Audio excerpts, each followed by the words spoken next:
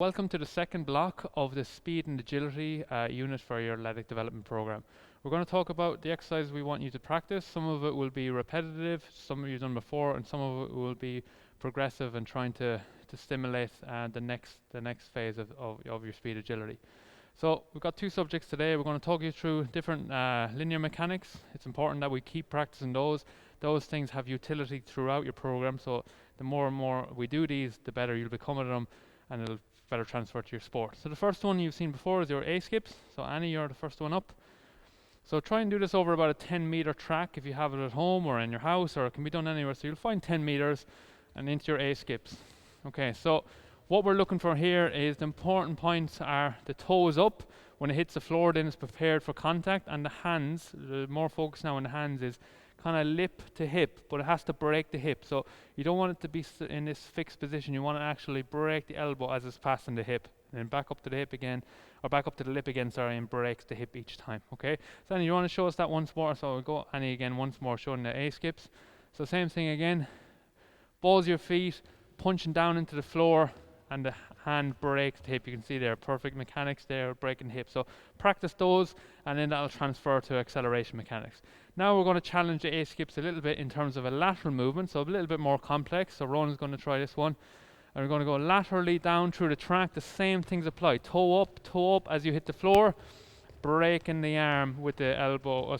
You break the elbow and the arm breaks the hip and comes all the way up to the lip, if that makes sense. So don't do that action, and then chest is always up, looking forward and pushing forth into the floor. Try and push the floor away as you do it. Okay, into the second one, or into the third one then, sorry, is the B skips. So again, that cyclic action of the foot coming around, balls of the foot hits the floor, and you scrape the floor with that cycle of the foot. Again, hands, same thing, principally with the same thing. Foot coming all the way around, scraping the floor with the balls of your feet. Good. And then into our bounding. Now, if you just want to start from the first cone, so there's a bit more room. So bounding, on the last time we did the bounding, we talked about vertical displacement and horizontal displacement. So we want to get now as far forward as we can, as opposed to as high up as we can. So Ronan's going to demonstrate. So it's a bit of a difference. Yeah, let's go. So he's bounding as forward as much as he can. Now the bounds, when his foot hits the floor, the bounds are kind of slightly in front of his center of mass, or underneath the center of mass to go forward. You don't want to reach too far forward and have to break and then drag yourself forward. So underneath your center of mass, or just slightly in front, is usually where the contact is relative to your hips. And the last one then is ankling. So we do high ankling this time. So we did low and high last time. This one is high ankling. So to demonstrate, Annie will go through it again. Good. So what we're looking for there, as she's getting that repetitive action coming through, the foot is kind of close and it's dragging up the shin and just coming around the knee and then over and hitting the floor again. Yeah, so it's like that. And a little bit of, if you're struggling with the coordination of moving and doing all, just stand in the spot and practice those mechanics, just around hitting the floor every time, hitting the floor, and just get used to that movement and then refine that pattern and then try it in a complex situation like Andy just done. Now, this is our warm-up for our speed work.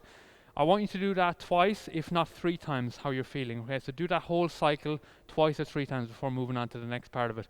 What I hope you'll have done is your stability and mobility before you've done this also, to prepare your body in the best way possible. As I said before, is if you can add better movement to yourself and then you do these exercises, you get more benefit from this than just doing this alone.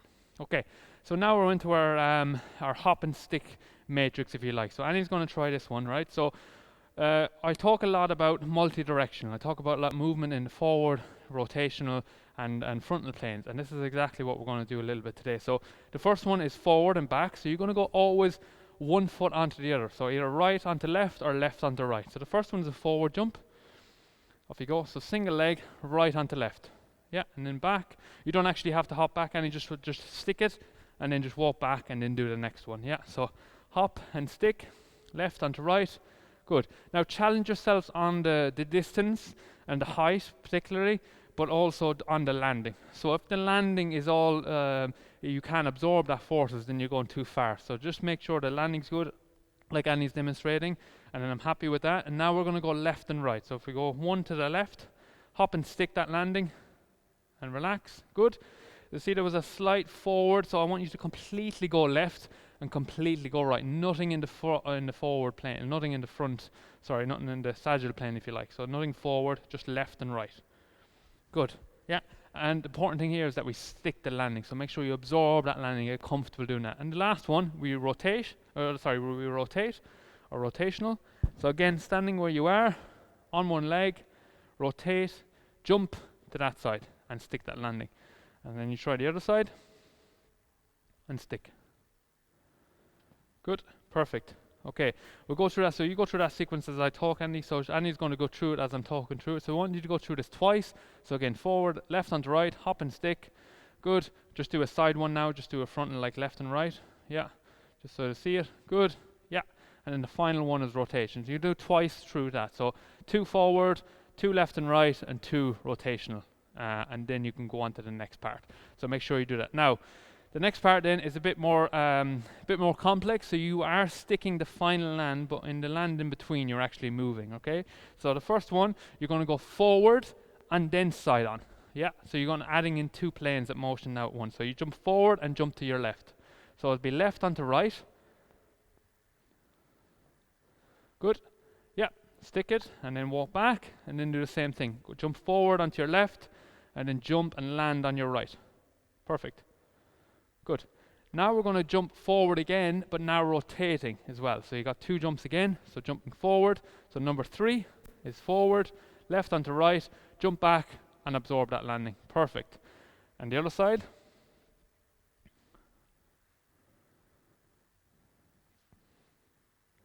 Yeah, stabilize yourself, jump. Perfect. Good. Now the last one, so that's 4, and we have 6 in like we did before. We have 6 in the last one. We're going to jump to our right and then jumping to our left, back onto our left foot. So a frontal jump or a side jump and then into a rotational jump. Okay, off we go. Jumping to our right and to our left. Good, or rotating to our left. Perfect. And other side. Excellent. Good. So practice those. So that is momentum shifting in different planes of motion, absorbing the forces and then generating more forces. So if you get good at and competent at these, just add another set. But 2 sets of single jumps and 2 sets of a double jump, if that makes sense. So jumping onto one, but always sticking the landing. It's important that you absorb the forces. So a lot of speed is about agility, is about applying a good forces, but also absorbing those forces. So speaking of absorbing forces, we want to talk about deceleration mechanics. So we did a lot on acceleration. So we go back onto the track. So if we start on the first one here, so you can go first, Ronan, yeah, and go first. We're going to decelerate on the first cone, okay? So yes, we're going to emphasize our deceleration mechanics, but we're going to talk about, remember, a good athletic position to start with. So remember I said a good jump position. So a bit of flexion of the ankle, knee and hip, credit card under the heels, and your hands are active, ready to go. And what's the first movement? It's a drop step to create that forward lean. And then I'm in that position then to accelerate into good mechanics. So we do the same thing, but now we're going to decelerate. So we'll walk through it. So imagine we just go really slow through it. So imagine this is all quick now. So drop step, accelerate, accelerate, accelerate. And what I want you to practice on here is think about your feet as almost a brake and accelerator. Braking with one leg and then just finally stopping with the other. Yeah. So one big brake step in front. Remember what I said to you about your center of mass. Okay. Currently my center of mass is right between my feet. If I step in front, that's in front of my center of mass. If I step behind, that's behind my center of mass. To accelerate, you step behind, push it forward. To decelerate, you step in front. So that first step to decelerate, take all the force away, and then we go side on. And it's important that we are side on and not face front on, because in the game, we don't want to have 2 options for our opponent. If he's got 2 options, it's harder to slow him down, it's harder to get the ball back, it's harder to keep him where he is, so or her. So make sure you're side on, showing them one way when you decelerate. So yeah, let's have a go. So let's do it in real time now. So facing forward, yeah, drop step, accelerate, decelerate, facing one way. Now, the great thing about this is, when he decelerates, you can see the forces are still going forward, so there's not enough forces absorbed on the step, and then when you land, you should be in a good position where you can jump from again. So make sure that when you do decelerate, you're in a nice position to jump from again. You don't want to be counterbalanced where you have to catch yourself, so practice getting into those good positions when you decelerate. So we'll try another one, Annie. We'll try a different one. Yeah. So again, same thing again, facing forward. Now we're going to face the other way. So he faced away from the camera, now face the camera when you decelerate. Yep. Drop step and change. Good. So you should be in a good position to jump from. Just check yourself, when I finish, can I jump from this position? And that generally you're in a good position. Okay, next one. So that's 2. So forward and forward, left and right, deceleration. Now we're going to go side on. So you face me or face away, whatever. And again, remember the mechanics of this. So it's a drop and turn and accelerate, and I'm going to decelerate facing one way, left or right. So whatever you want running when you're ready. Good drop step, facing one way, much better position now to move from, okay? And as the distances go bigger, the forces become harder to overcome. So you just have to get the principle behind what we're trying to achieve here. When I decelerate, it's a nice wide base of support to go from.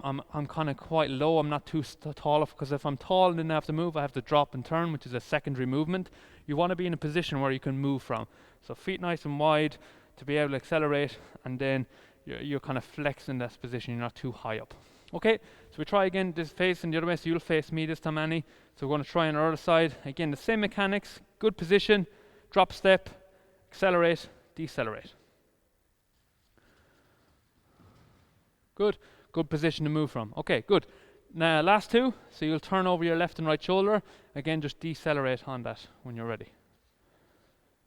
Okay, so getting a good position. Remember this pivot that we're turning on our head and driving our feet as well. Good, turn and decelerate. Good, yep. Okay, relax. You can see there was not just there was one big step, but then there was a couple of minor steps as well. That will happen, right? When the forces become bigger, that will happen. I don't mind that, but as long as we're taking one big deceleration to take a lot of the forces out of it, it'll allow us then to make smaller steps, which are very much game related, because that's what you're going to have to do. You're going to have to make minor adjustments to your body position, but it's good to take a lot of the force away so you can then move in different directions. Okay, so last one is turning over the other shoulder. Good athletic position, turn over your left or right, whatever one you haven't done,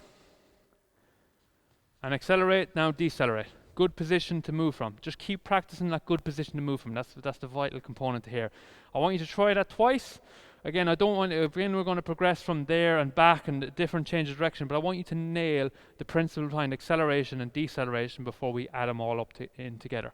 Okay, so the last component of your speed agility for this block is your speed work. Okay, so it's all out speed work. So you can see we're doing multiple things at the time, and they're going to all join together eventually to build up yourself ready for the game. Okay, so what we want you to do is we kind of have a makeshift distances here, so it's not the same. It's not what I'm saying.